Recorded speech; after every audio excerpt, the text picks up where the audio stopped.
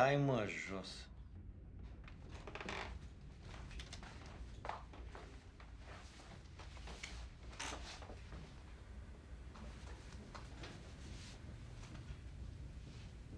Te-ai mai gândit, preasfințite? De ce vrei să mai rămâi pe aici? Poți pleca oricând în libertate. Semnează. Semnează și o să vezi cu ochii tăi că e bine și la ortodoxi. Mă mir că guvernul comunist, care este ateu, ne dă nouă lecții de religie.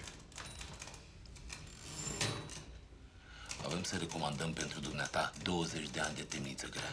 Recomandați temniță pe viață, nu pe 20 de ani. Așa o să stau mai puțin.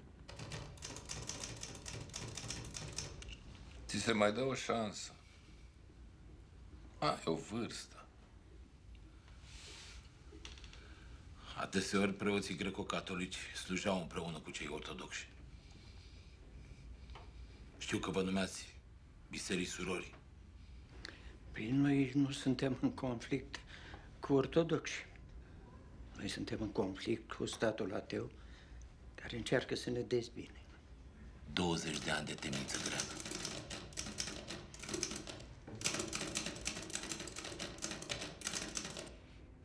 Ioan Suciu, episcopul tinerilor. Ai studii strălucite, ai toată viața înainte. Am putea procura penicilină ca să te salvezi. Te-am putea trimite la un spital. Prefer să rămân în mijlocul fraților mei. Mă luați toți după hosul și aici o să pieriți, cu el. Scrie-mă. Ce vă rog, scrii? Permite să raportez. Uitați ce scrie în telegrama asta.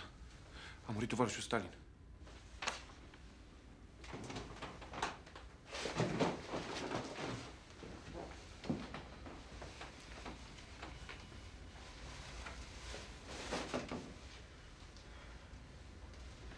Tovarăș, eu trebuie să dau un telefon.